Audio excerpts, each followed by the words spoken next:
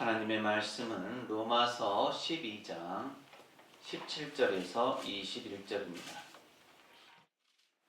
아무에게도 악을 악으로 갚지 말고 모든 사람 앞에서 선한 일을 도모하라. 할 수 있거든 너희로서는 모든 사람과 더불어 화목하라.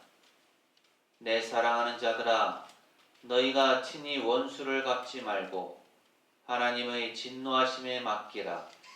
기록되었으되 원수 갚는 것이 내게 있으니 내가 갚으리라고 주께서 말씀하시니라.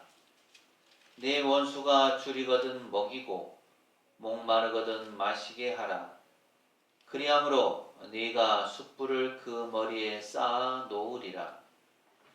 악에게 지지 말고 선으로 악을 이기라. 아멘. 오늘도 예배 참여하신 모든 분에게 하나님의 은혜와 평강이 늘 함께 하시기를 바랍니다. 올해 우리 교회 표가 뭐죠?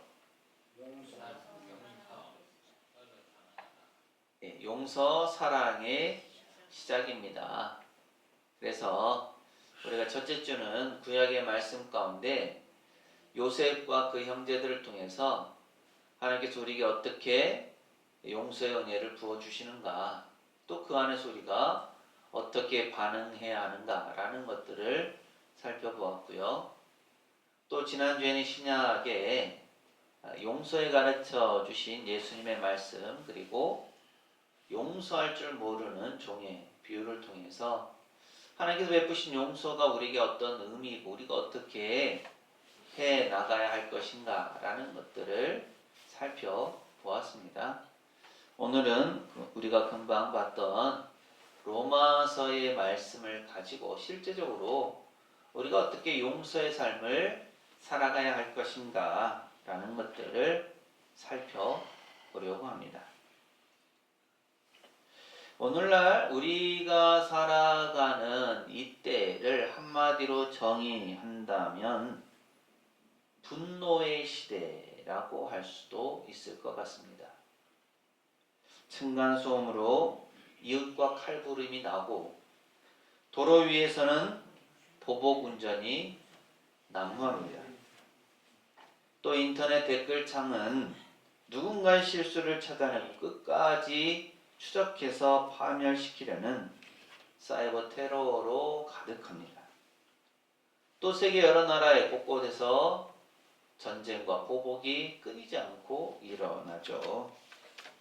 우리는 받은 대로 돌려주는 것을 정의라고 믿고 참는 것을 무능 혹은 호구라고 부르는 시대를 살고 있습니다. 러시아의 대문호인 도스토옙스키는 카라마조프가의 형제들에서 인류의 깊은 고뇌들을 다룹니다. 주인공 중 한 명인 이반 카라마조프는 세상의 부조리와 아이들이 고통을 받는 현실을 보며 이렇게 외치죠. 나는 용서를 원하지 않는다. 복수하고 싶다. 아니, 복수조차 필요 없다. 그저 내가 당한 만큼 돌려주고 싶을 뿐이다.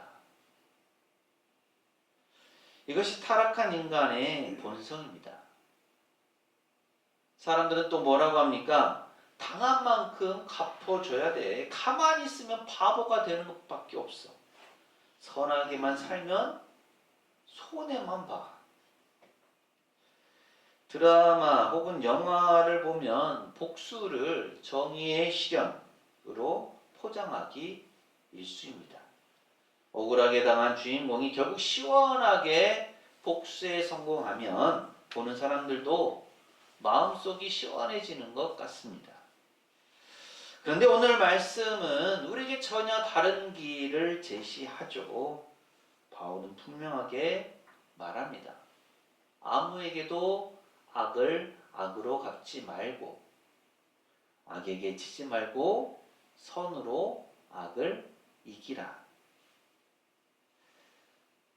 오늘 이 말씀은 단순한 도덕적 교훈이 아닙니다.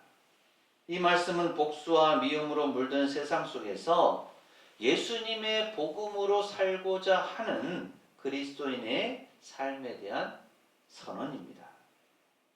오늘 이 말씀 앞에서 내 안에 아직 해결되지 않은 상처, 여전히 미워지는 얼굴, 언젠가는 꼭 갚아주고 말겠다는 그 마음을 주님 앞에 정직하게 내려놓고 복수 대신 용서와 화해의 길로 나아가는 우리 모두가 되시기를 바랍니다. 아멘.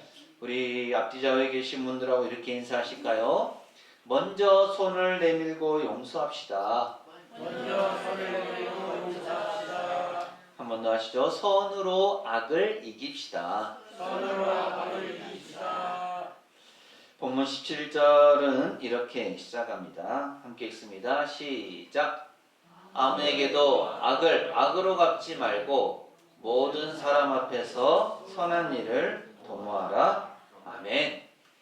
여기서 악을 악으로 갚는다는 것은 나에게 상처를 준 그 사람의 한 행동과 똑같은 방식으로 되돌려 주겠다는 마음이죠. 물론 구약 성경에도 이런 내용이 분명히 나와 있습니다. 이는 이로, 손은 손으로 갚으라고 말씀하고 있는 거죠. 욕을 들었으니 욕으로 갚고, 무시를 당했으니 무시로 갚고, 뒤에서 나에 대해서 험담을 했으니 나도 그 사람에 대해서 험담하는 겁니다.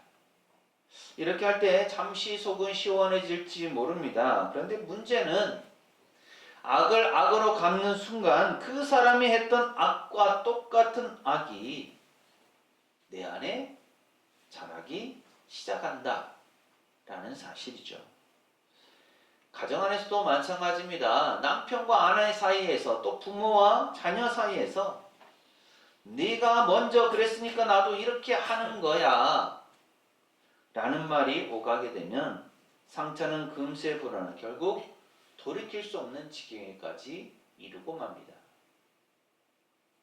교회 공동체 안에서도 한번 갈등이 생기면 어떻게 됩니까? 그쪽에서 먼저 사과를 하면 나도 생각해 보겠다라는 식으로 서로 눈치를 보게 되면서 마음의 거리가 점점 멀어지고 맙니다. 바울은 오늘 말씀에서 아무에게도 라고 말하죠. 나에게 잘해주는 사람에게만 아니라 나를 힘들게 하는 사람에게도, 가까운 가족뿐만 아니라 직장 동료, 심지어 나를 괴롭히는 사람에게도 악으로 악을 갚지 말라고 말씀합니다. 이 말은 우리 힘으로 할 수 있는 영역을 넘어서는 요구처럼 들립니다.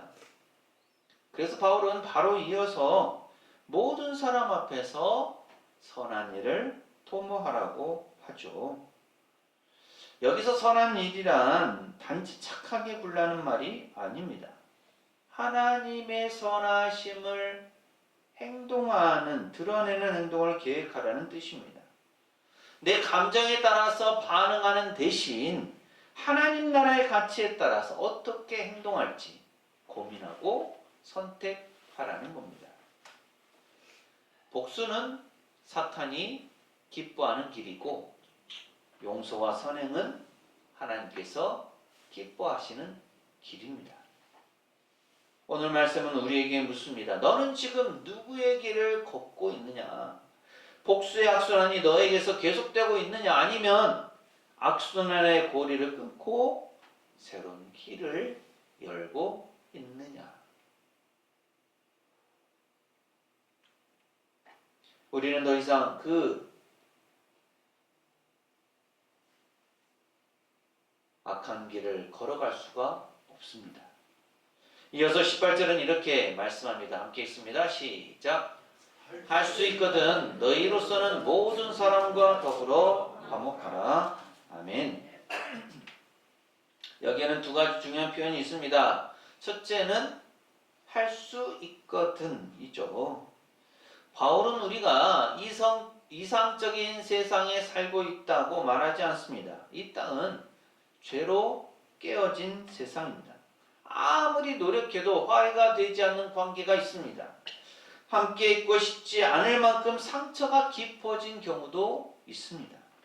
상대가 끝까지 마음을 열지 않는 경우도 있습니다. 그래서 성경은 할 수 있거든 이라고 말씀합니다. 이 말은 어차피 안 되니까 포기해라 라는 뜻이 아니라 너희 쪽에서 할 수 있는 모든 것을 다해보라는 의미입니다. 또 하나는 너희로서는 이죠. 너희에게 달려있는 부분에 있어서 최선을 다해보라는 겁니다. 상대의 반응은 내가 조정할 수 없습니다. 하지만 내가 먼저 전하는 것, 먼저 미안하다고 말해보는 것, 최소한 증오하지 않기로 결단하는 것, 내 마음에 쓴뿌리를 내려놓는 것, 이 부분은 우리로서 할 수 있는 영역입니다. 하나님은 우리에게 네가 그 사람을 완전히 변화시켜라 라고 명령하지 않으십니다. 너에게 맡겨진 것, 네가 할 수 있는 선과 화해의 시도를 다 해보라고 요청하십니다. 때로는 화해의 결과가 눈에 보이지 않을 수도 있습니다. 하지만 우리가 화목을 위해서 최선을 다하는 그 과정 속에서 우리의 마음이 부드러워지고 하나님께서 주시는 평강으로 우리의 마음이 가득 차게 되죠. 어쩌면 나에게 상처를 준 누군가를 직접 찾아가서 화해하는 것이 당장은 불가능할 수 있습니다. 그러나 오늘 이 자리에서 그 마음을 향한 미움과 분노를 하나님께 맡겨드리는 것은 할 수 있습니다. 그것이 우리로서 할 수 있는 일의 첫 걸음이죠. 그리고 19절 말씀 함께 읽습니다. 시작. 내 사랑하는 자들아, 너희가 친히 원수를 갚지 말고 하나님의 진노하심에 맡기라. 기록되었으되 원수 갚는 것이 내게 있으니 내가 갚으리라고 주께서 말씀하시니라. 아멘. 여기서 중요한 단어는 맡기라 입니다. 우리가 복수를 포기하지 못하는 가장 큰 이유는 그래도 이렇게 당한 채로 끝나면 너무 억울하다는 생각 때문이죠. 하지만 하나님은 결코 죄와 불의를 대수롭지 않게 넘기는 분이 아니십니다. 우리가 보지 못해도 하나님은 모든 것을 보고 계시고 하나님의 때에 하나님의 방법으로 완전하게 판단하고 갚으시는 공의의 하나님이십니다. 우리가 복수를 포기한다는 것은 이 일의 최종 판단을 제가 아니라 하나님께 맡깁니다 라고 인정하는 믿음의 고백입니다. 하나님, 저는 이 감정과 이 사건을 더 이상 제 손으로 붙잡고 있지 않겠습니다. 하나님의 손에 맡깁니다. 이것이 바로 맡김의 용서이죠. 반대로 내가 끝까지 복수를 쥐고 있겠다라는 것은 하나님보다 내가 더 정확하게 판단할 수 있습니다. 하나님이 공정하게 처리하실지 믿지 못하겠습니다 라고 말하는 것과 같습니다. 그래서 하나님은 이렇게 말씀하시죠. 원수 갚는 것이 내게 있으니 내가 갚으리라. 우리는 공의의 최종 심판자가 되기에는 너무나 작고 또 너무 상처 입은 사람들입니다. 우리의 눈은 제한이 되어 있고 우리의 감정은 왜곡되어 있습니다. 그러나 하나님은 전능하시고 완전하신 의로우신 재판장이십니다. 복수를 포기하고 용서를 선택하는 것은 악을 가볍게 여기는 것이 아니라 심판의 문제를 하나님께 맡기고 나는 은혜의 길, 복음의 길을 걷겠다라는 선택입니다. 마지막으로 20절, 21절을 함께 읽습니다. 시작. 네 원수가 줄이거든 먹이고 목마르거든 마시게 하라. 그리함으로 네가 숯불을 그 머리에 쌓아 놓으리라. 악에게 지지 말고 선으로 악을 이기라. 아멘. 여기서 하나님은 수동적인 용서를 넘어서서 적극적인 선행을 말씀하시죠. 그냥 마음으로만 용서해라 해서 끝나지 않습니다. 원수가 배고플 때 먹이고 목마를 때 마시게 하라고 말씀하십니다. 이 말씀은 우리에게 비현실적으로 들리기도 하고 또 불편하게도 만듭니다. 아니, 미워 죽겠는데 어떻게 그 사람을 도와줄 수 있습니까? 그건 너무 불공평한 것 아닙니까? 그러다 보니 차라리 미운 자식 떡 하나 더 준다라는 생각으로 행동할 수도 있겠죠. 그런데 여기에 영적인 비밀이 있습니다. 성경은 그리함으로 내가 숯불을 그 머리에 쌓아놓으리라고 말씀합니다. 이 표현은 원수가 수치를 느끼도록 보복하라는 의미가 아니라 그의 양심에 뜨거운 회개의 감각을 일으킨다는 뜻입니다. 내가 악으로 반응하면 그 사람도 자기 악을 정당화할 명분을 얻습니다. 하지만 내가 선으로 반응하면 그 사람의 마음 깊은 곳에 양심의 불편함과 부끄러움이 생기게 되는 거죠.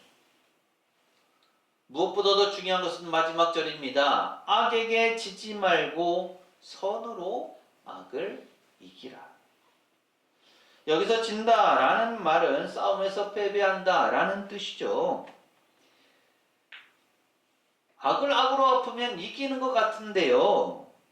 실제로 악을 악으로 갚는 순간 사실 나는 이미 악에게 진 겁니다.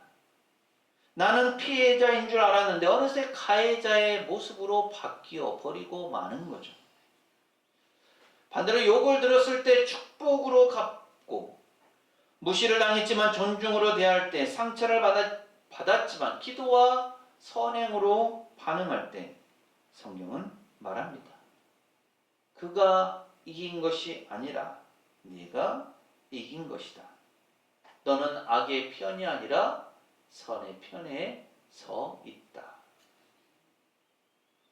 기독교 역사상 가장 위대한 용서의 증인 중에 한 사람, 바로 코리 텐 붐 여사입니다. 영상을 하나 보겠습니다. It was some time ago that I was in Berlin. And there came a man to me and said, Mr. Bohm, I am glad to see you. Don't you know me? And suddenly I saw that man. That was one of the most cruel Aufsehers, guards, in the concentration camp. And that man said, I'm now a Christian, I have found the Lord Jesus. I read my Bible and I know that there is forgiveness for all the sins of the whole world, also for my sins. I have forgiveness for the cruelties I have done. But then I have asked God grace for an opportunity that I could ask one of my very victims forgiveness. And Fräulein ten Boom, once mir vergeben. Will you forgive me? And I could not. I remembered the suffering of my dying sister through him. But when I experienced that I could not forgive, suddenly I knew I myself have no forgiveness. Do you know that Jesus has said that? When you do not forgive those who have sinned against you, my heavenly Father will not forgive you your sins. I knew, I'm not ready for Jesus coming because I have no forgiveness for my sins. But I was not able, I could only hate him. And then I took one of these beautiful texts, one of these boundless resources, Romans 5:5. The love of God is shed abroad into our hearts through the Holy Spirit who is given to us. And I said, thank you, Jesus, that you have brought into my heart God's love through the Holy Spirit who is given to me. And thank you, Father, that your love is stronger than my hatred and unforgiveness. That same moment, I was free. And I could say, brother, give me your hand. And I shook hands with him. And it was as if I felt God's love stream through my arms. You never touch so the ocean of God's love as that you forgive your enemies. Can you forgive? No. I can't either.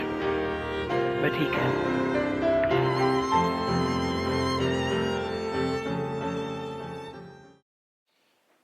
코리텐붐 여사의 증언인데요. 자기 스스로는 용서할 수 없지만 하나님의 말씀 또 예수님의 그 사랑을 힘입어서 원수를 용서했던 아름다운 모습입니다. 과거에요, 이와 비슷한 상황이지만 정반대의 상황으로 전개된 영화도 있었습니다. 바로 미량이라는 영화인데요. 자신의 아들을 유기하고 죽인 살인자를 용서하겠다고 결심하고 이 여주인공이 면회를 갑니다. 근데 그 살인자를 면회를 하는데요. 그 사람이 이렇게 얘기하죠. 감옥에서 회개하고 용서를 받아서 나는 마음이 편하다라고 그렇게 살인자가 얘기를 하는 겁니다. 그 모습을 보고 주인공이 충격을 받습니다. 그리고 말하죠. 어떻게 용서를 해요? 용서하고 싶어도 난 용서할 수가 없어요. 그 인간은 이미 용서를 받았다는데, 그래서 마음의 평화를 얻었다는데, 내가 그 인간을 용서하기도 전에 어떻게 하나님이 그 인간을 먼저 용서할 수 있어요? 난 이렇게 괴로운데. 이 여주인공은 교회를 다니고 신앙을 가진 후에 마음의 평화를 얻어서 행복하다 라고 말하면서 다녔지만 실상은 아들을 잃은 그 괴로움 그리고 살인자를 향한 분노를 여전히 극복하지 못하고 있었음을 보여주는 모습이었습니다. 진정한 용서란 무엇을 의미하는 걸까요? 사실 선으로 악을 이기는 삶은 바보같이 여겨집니다. 하지만 그럴 때 우리는 십자가를 바라봐야 합니다. 예수님은 자신을 조롱하고 못 박는 사람들을 향해서 아버지 저들을 사하여 주옵소서 자기들이 하는 것을 알지 못함이니이다 라고 기도하셨습니다. 세상 눈에는 철저한 패배처럼 보였지만 하나님의 눈에는 죄와 사망과 악을 향한 완전한 승리였습니다.